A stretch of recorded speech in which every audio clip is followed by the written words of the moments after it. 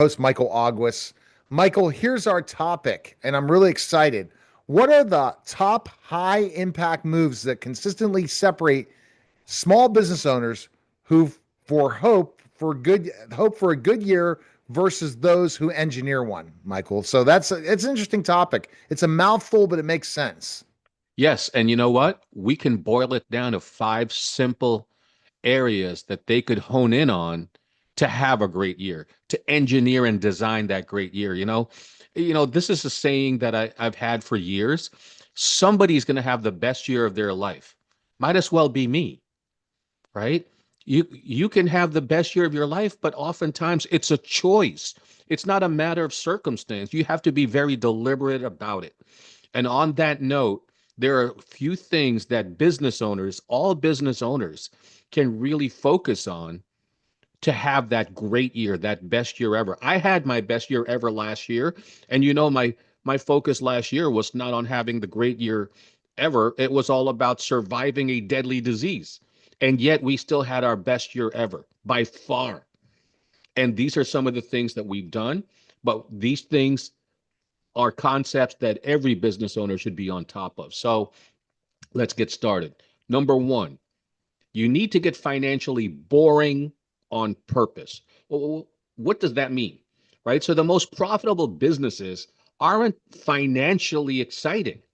They're predictable. So let's break it down a little bit. Do you even know what your break even is every month? You should know what that number is. Whatever that number is, you need to stay on top of it. Some people, yeah, I calculated that. Yeah, but year to year, sometimes things change. So you got to figure out what that break even is.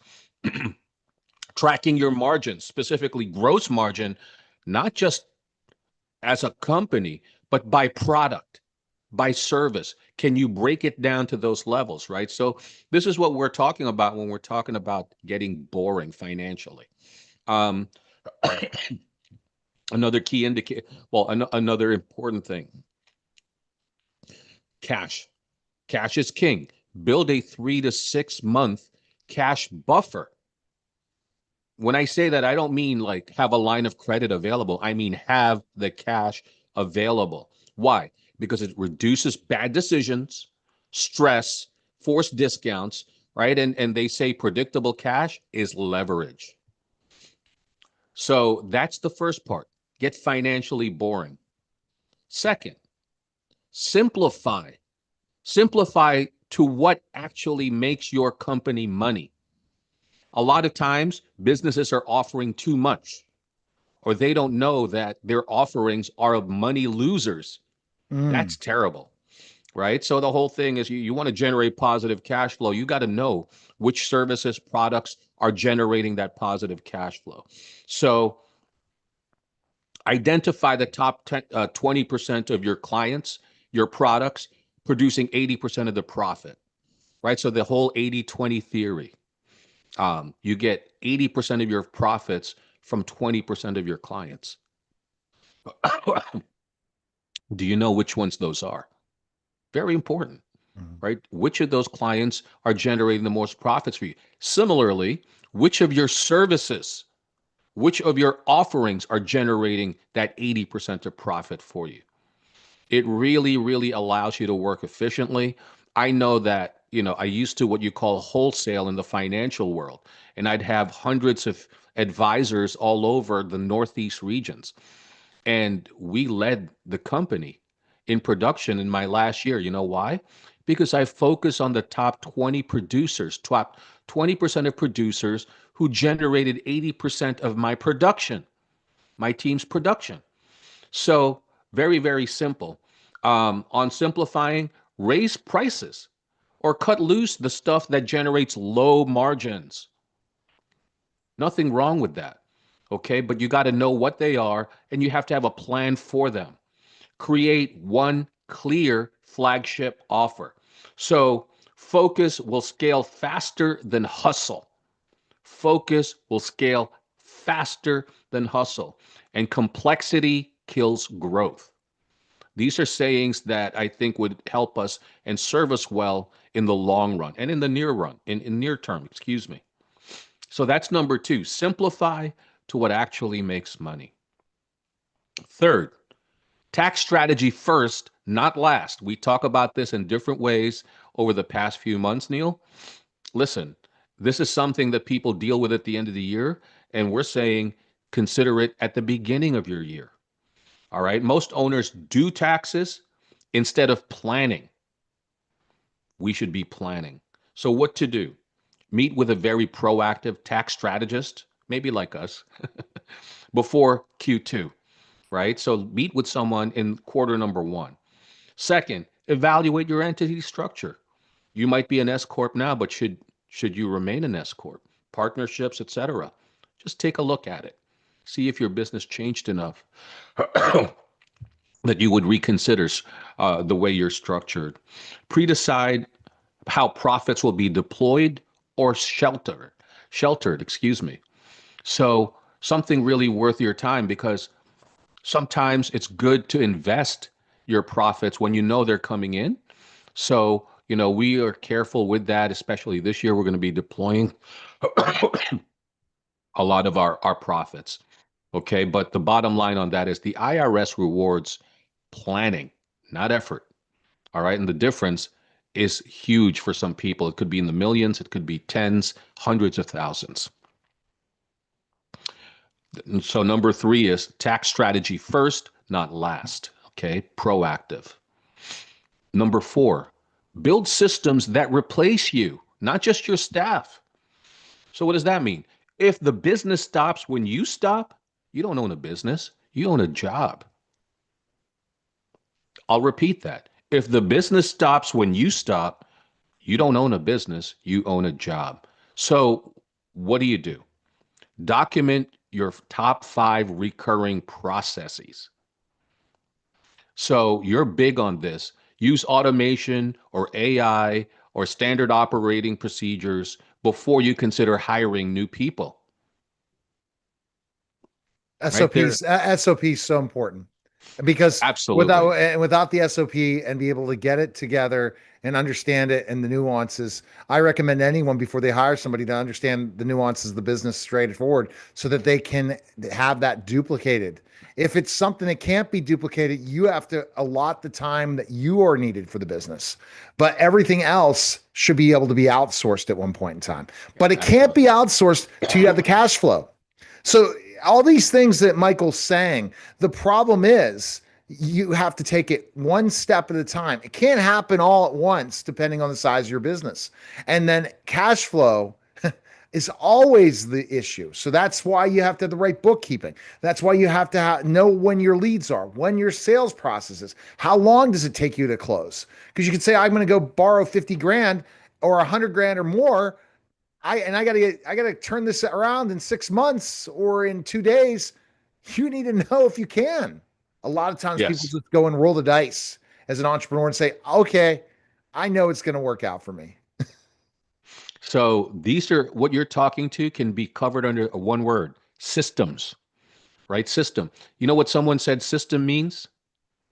They made it an acronym. Yeah, you ever hear that acronym? No, Save yourself time, expense, and money. Save yourself time, expense, and money. System. So, you talk about standard operating procedures. One huge corporation, which is all over the world, is known for that one term. You know who that is? Hotel chain. Take a guess. Marriott. That's correct. Oh, Marriott. Right. Okay. So the way they fold in, your towels in your room, it's the same procedure in every Marriott in every part of the world. They're very big on standard operating procedures. They do everything exactly the same way in locations all over the world. And you look at how powerful and profitable and efficient they work. It's a great company. It's a great company. And that's the one company you think of when you think standard operating procedure. Also, on building systems, track KPIs weekly, not monthly. Some people don't even do that. What is KPI? Key performance indicator. Key performance indicators. All right. So this matters because systems create freedom, valuation, optionality. Okay. So again, There are a lot of things that can be automated, right? AI is now a big player. You can have your emails automatically being returned once, you determine what the topic is, and it could make your life a lot easier. And the last point, play offense, not defense, right? So again, in the martial arts that I practice, it's a blade oriented art, and we don't play defense. So we have this acronym OCR: offense, counter offense, re-counter offense. Defense is the other guy's problem. So same way with your business. Stay on the attack. 2026 will reward owners who invest during uncertainty. And what do you do to play offense, right? Reinvest in marketing. When others are pulling back, you're reinvesting. It's really like a lot of the opposite behavior of most people, right? They're pulling back, you're reinvesting. Acquire customers or competitors at discounts. Strengthen brand authority, your content, come out with content, podcasts, speaking, but build your brand. Again, we have this podcast, and quite frankly, it is rapidly building our brand, and it's really been helpful, very helpful. So your biggest gains come from moving when others are hesitating. So these are your top 5 moves. And again, I'll repeat them again per topic. Number 1, get financially boring on purpose, be predictable. 2, simplify to what's actually making money. 3, taxes first, not last. Be proactive in your planning. 4, build systems that replace you, not just your staff. And finally, play offense, not defense.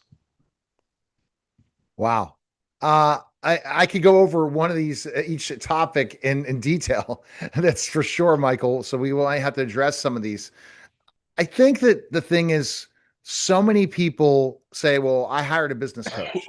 If that business coach isn't talking to you about these things on a regular basis, and everybody is different, Michael, when you talk to business owners, how much are they always going back to something, one thing that keeps them to go to the next level? Because you talked about all these, you can't implement them all at once. Yes, There that's are correct. phases of your business, there are phases and seasons of where you go. And when do you make that move? It's very difficult and challenging. Yes, that's right. Right. But these are moves that have to be addressed. Again, you're not going to accidentally have your best year ever. You must be very deliberate in planning throughout this year, not just once, but throughout the year. All right. So we should go to rainstormmediagroup.com, schedule a call with Michael today, and make sure also to make sure DM me if you want to talk to him. Because again, tax strategy, it's so important. It's one, and we have all the solutions. We have the healthcare solution. We have the tax solution. We have the financial planning solution. We have the self development and growth solution for a business owner. You just come to this community and you will learn so many things. Appreciate it, Michael. Thank you. That was a special simulcast Neil Haley Show and the Rainstorm Radio Show, guys. Take care.